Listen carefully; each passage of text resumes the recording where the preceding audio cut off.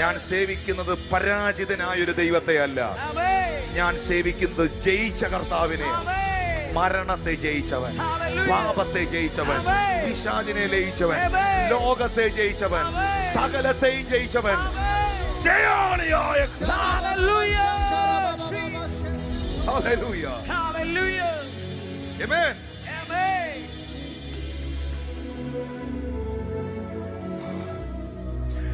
Listen, ആ കർത്താവ് തന്റെ ജനത്തിനും ജയം നൽകും.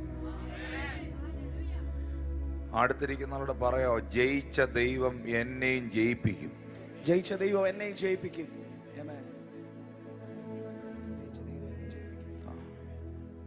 ജയിച്ച കർത്താവ് എന്നെയും ജയിപ്പിക്കും. അത് ഞാൻ ഏതാണ്ട് ചെയ്തത് കൊണ്ടല്ല. യേശു കർത്താവ് പറയുന്നു, ഞാൻ ജീവിക്കുന്നത് കൊണ്ട് നിങ്ങളും ജീവിക്കും. ഞാൻ ജീവിക്കുന്നു, ഞാൻ മരണത്തെ ജയിച്ച് ജീവിക്കുന്നു, നിന്നിലും ആ ജീവൻ വരും.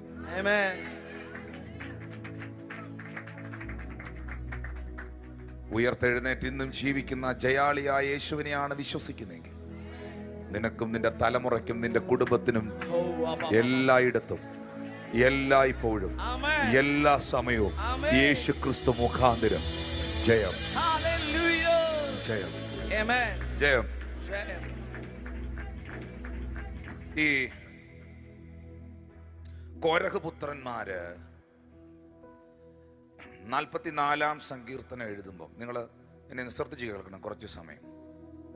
കോരഹ് പുത്രന്മാർ 44-ാം സങ്കീർത്തനം എഴുതുമ്പോൾ ഒരു വലിയ ചരിത്രം ക്രിസ്റ്റി പാസ്റ്റർ അവിടെ പറയുന്നുണ്ട്. അതൊരു ചെറിയ വാക്കല്ലത്. ചരിത്രങ്ങളെ, വലിയൊരു ചരിത്രത്തെ ഒറ്റ വാക്കിൽ അവർ വിളംബരം ചെയ്യുകയാണല്ലേ പറയുകയാണ്. അതിൻ്റെ 3-ാം വാക്യത്തിൽ എഴുതിയിട്ടുണ്ട്, 44-ാം സങ്കീർത്തനം 3-ാം വാക്യത്തിൽ, തങ്ങളുടെ വാളുകൊണ്ടല്ല അവർ ദേശത്തെ കൈവശമാക്കിയത്, സ്വന്തം ഭുജം കൊണ്ടുമല്ല അവർ ജയം നേടിയത്, നിന്റെ വലം കൈയും നിന്റെ ഭുജവും നിന്റെ മുഖപ്രകാശവും കൊണ്ടത്രേ നിനക്ക് അവരോട് പ്രീതി ഉണ്ടായിരുന്നല്ലോ. Because of the favor of God. ഇതൊരു വലിയ ചരിത്രമാണേ. കാരണം പിതാക്കന്മാർ ആദ്യം മുതലുള്ള ചരിത്രമാണ് ഈ 44-ാം. അതിൻ്റെ 1-ാം വാക്യം ഒന്ന് നോക്കിയേ. 1-ാം വാക്യം വായിച്ചാലേ മനസ്സിലാവുള്ളൂ. ദൈവമേ പൂർവകാലത്ത്, ഒന്ന് വായിച്ച പാസ്റ്ററെ. ദൈവമേ പൂർവകാലത്ത് ഞങ്ങളുടെ പിതാക്കന്മാരുടെ നാളുകളിൽ നീ ചെയ്ത പ്രവൃത്തി അവർ ഞങ്ങളോട് വിവരിച്ചിരിക്കുന്നു. പൂർവകാലത്ത് ഞങ്ങളുടെ പിതാക്കന്മാരുടെ നാളുകളിൽ നീ ചെയ്ത പ്രവൃത്തി അവർ ഞങ്ങളോട് പറഞ്ഞിട്ടുണ്ട്. മോശ എങ്ങനെയാ നടത്തിയെന്ന് മോശ പറഞ്ഞിട്ടുണ്ട്. അബ്രഹാമിനെ എങ്ങനെയാ ജയിപ്പിച്ചെന്ന് അബ്രഹാം പറഞ്ഞിട്ടുണ്ട്. ഞങ്ങളുടെ ചെവി കൊണ്ട് പലതും ഞങ്ങൾ കേട്ടിട്ടുമുണ്ട്. Hallelujah, hallelujah. 2-ാമത്തെ വാക്യത്തിൽ പറയുന്നത്, നിന്റെ കൈ കൊണ്ട് നീ ജാതികളെ പുറത്താക്കി, ഇവരെ എന്ന് പറഞ്ഞാൽ തൻ്റെ ജനമായ യഹൂദന്മാരെ, ഇസ്രായേലിനെ നട്ടു, നീ വംശങ്ങളെ നശിപ്പിച്ചു, ഇവരെ പരക്കുമാറാക്കി. 3-ാം വാക്യത്തിൽ എഴുതിയിട്ടുണ്ട്, തങ്ങളുടെ വാളുകൊണ്ടല്ല യഹൂദന്മാർ ചിതറിപ്പോയി. അവരെല്ലാവരും തകർക്കാൻ, നശിപ്പിക്കാൻ ശ്രമിച്ച സമയത്ത് സകല വംശങ്ങളും അവർക്കെതിരെ യുദ്ധത്തിന് വന്നപ്പോൾ അവർ ജയിച്ചത് വാളുകൊണ്ടല്ല, സ്വന്തം ഭുജം കൊണ്ടുമല്ല.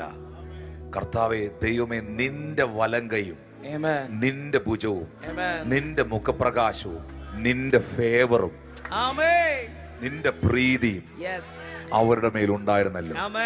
ഇന്ന് ഈ പകലിൽ എനിക്കും ജയിക്കാൻ ഇത് മതി എന്നുള്ള ഒരു ഹല്ലേലൂയ പറഞ്ഞു. ഇതൊരു ചെറിയ കാര്യമല്ല. ഇപ്പൊ വായിച്ച, അല്ലെങ്കിൽ ഈ ദൈവിക ഫേവർ എന്ന് പറയുന്നത്, ഇത് ജോസഫ് അനുഭവിച്ച ഒന്നാണ്.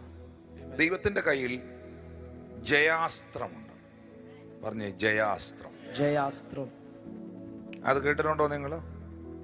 The arrow of victory. ആമേൻ. എലീശയുടെ കാലത്ത് രണ്ട് രാജാക്കന്മാരുടെ പുസ്തകം 13-ാം അധ്യായം 17-ാം വാക്യത്തിൽ, മക്കളെ നമ്മൾ ഈ വചനത്തിലോട്ട് വരും.